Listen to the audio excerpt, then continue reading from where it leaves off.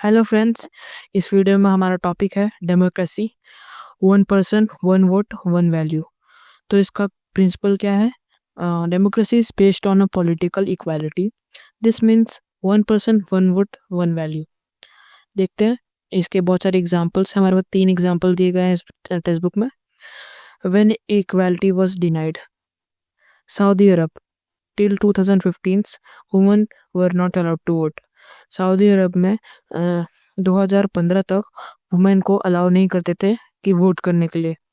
और Estonia, Russian minorities face difficulties in getting citizenship and voting rights. तो सबसे पहले हम जान लेते हैं कि जो रशियन माइनॉरिटीज होते थे वो क्या है और उनको क्यों फेस करना पड़ता था सिटीजनशिप वहाँ की लेने के लिए। क्योंकि जब एस्टोनिया इंडिपेंडेंट हुआ in 1991, many Russians were already living there. मतलब बहुत सारे रशियंस पहले से वहाँ पे रह रहे थे।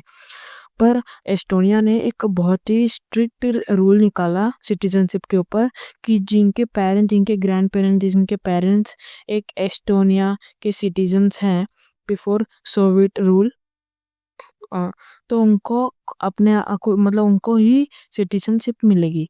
But this meant many Russians even though they had lived there for decades. मतलब काफ़ी सारे रशियंस जो काफ़ी सालों से वहाँ रह रहे थे, उनको बहुत ज़्यादा डिफिकल्टी हुई थी कि वहाँ की सिटीजनशिप लेने के लिए। एंड विदाउट सिटीजनशिप वो वोट भी नहीं कर सकते थे। तो अब सोवियत यूनियन क्या होता है?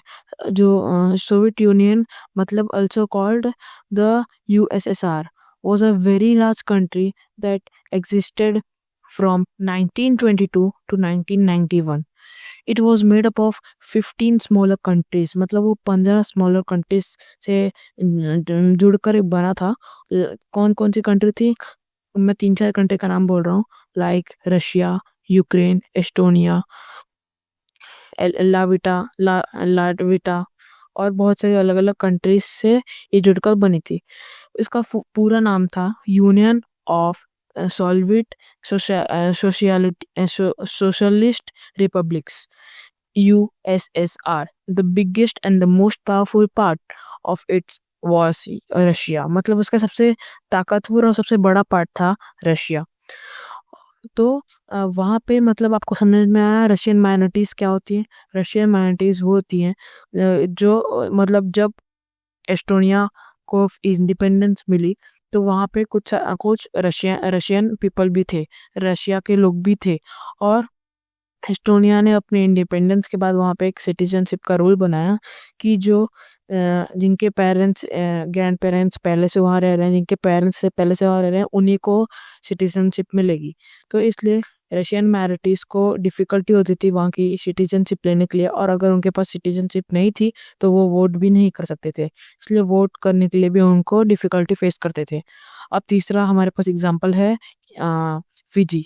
फिजी में क्या होता था? The vote of an indigenous Fijians had more value than that of an Indian Fiji.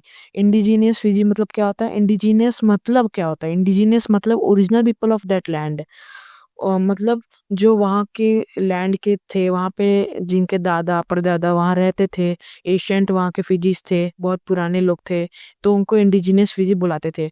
मतलब वो एकदम वहाँ की थे।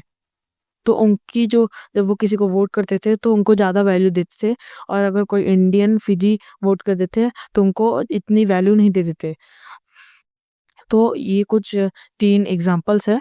और हम लोग ने डेमोक्रेसी, लेसन ऑफ डेमोक्रेसी, मतलब हम लोग ने मतलब डेमोक्रेसी क्या, इस टॉपिक से हम लोग ने क्या समझा?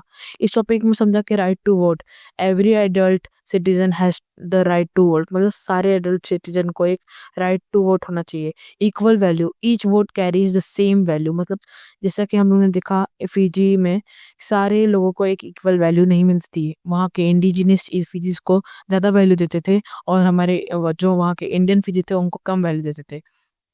तो तो ये है third features of democracy, equal right to vote for every adult citizen. Remember, one person one vote one value. इसके अगर ये नहीं रहेगा तो डेमोक्रेसी इनकम्प्लीट रहेगी। Thanks for watching this video. Bye bye.